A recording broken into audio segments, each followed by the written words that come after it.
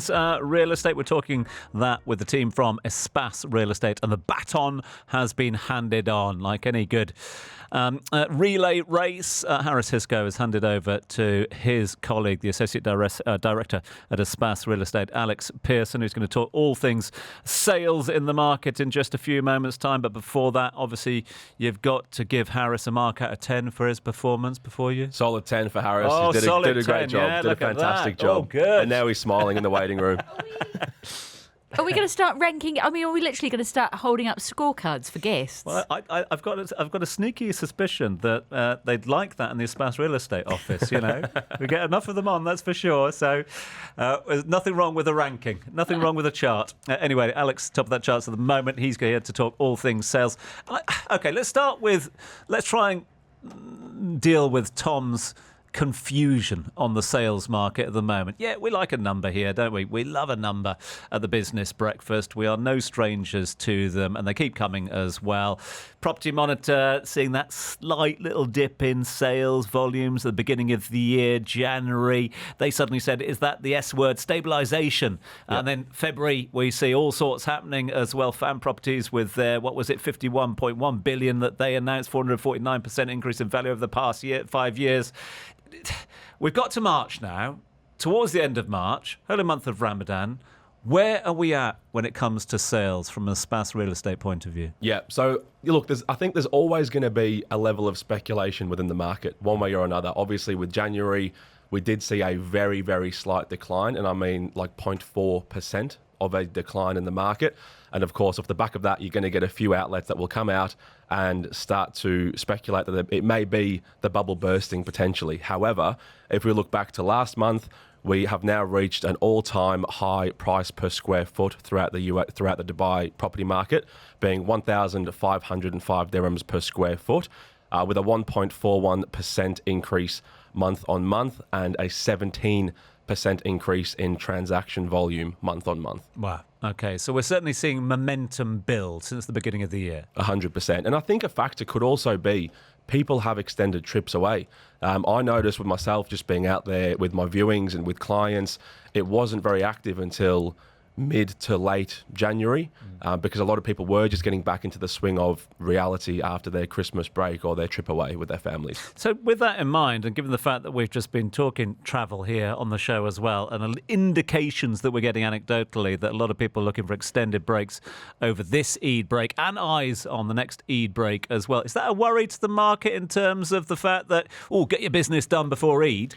Not particularly. It's obviously it's a little bit of a trickier time in the sense that there are a lot of sellers and buyers away, so you might not be able to access as many villas as before, and there may be a few buyers who are out travelling. But that being said, it's very similar to the summertime where it's a similar situation where a lot of people pack up and go away for extended holidays to escape the extreme temperatures of Dubai.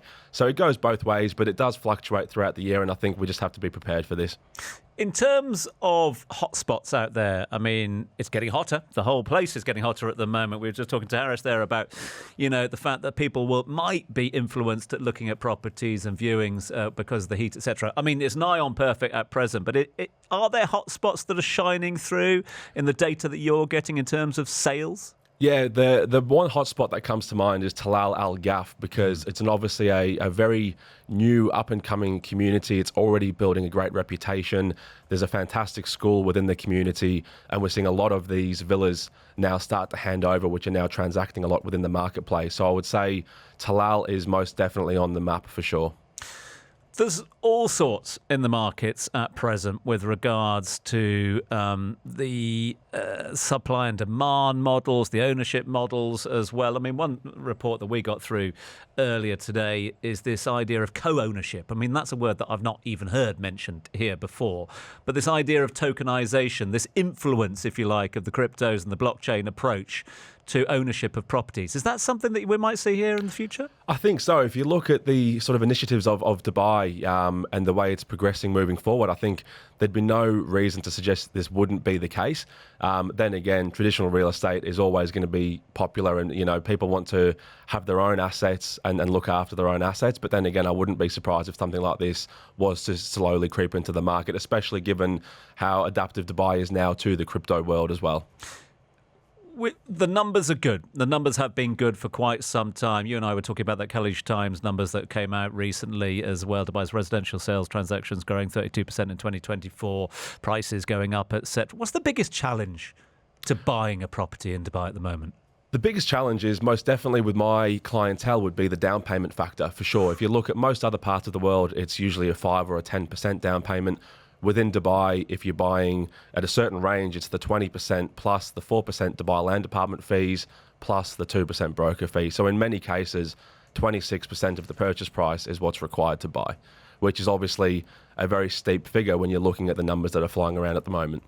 I wrapped up with Harris asking for a little crystal ball prediction, if I could as well. It'd be remiss of me and rude of me not to ask the same of you, Alex, in terms of the way things are going there. And there certainly doesn't seem to be the S word, stabilisation. Things seem to still be trending upwards as well. But what do I know about the market? Your sort of take on the way sales will go in the next couple of months? Yeah, I do suspect we'll continue on the same trajectory, which is up for sure. I think going back to my price per square foot comment, if we compare our price per square foot to London, we are a quarter of the way there.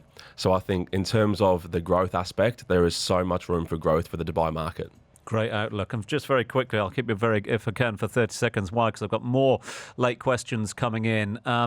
Maddie getting in touch saying this. Espace often talk about villa and townhouses as their benchmark on the market. What about apartments, though, Alex? How are they performing for you when it comes to sales? General answer, they seem to be ticking along quite well. Obviously, there is an influx in apartments coming to the market. So I think from an investment perspective, it could stabilise a fraction more than the townhouses and the villa market. But once again, I don't specialise within the apartments, so that is just my opinion purely. Alex Pearson is the Associate Director at Espace Real Estate, joining us live in studio. Bless you, mate. Thanks very much indeed. Hang on. We have to turn to Harris out there. Harris, come on. You're out in the green room. Give us your marks out of 10 for Alex. What do you use your hands? Marks out. Oh, it's a big 10. The big 10. He's perfect. got a big 10. No 9.9. Just I'll a big 10. pay him for that one. Thank you so much. They're both made up. All the best to the Espace Real Estate team for joining us live in studio. Is the Business Breakfast. More coming your way as we move into the 9 o'clock hour. The latest headlines and the biggest stories from here at home and around the globe. The ARN News.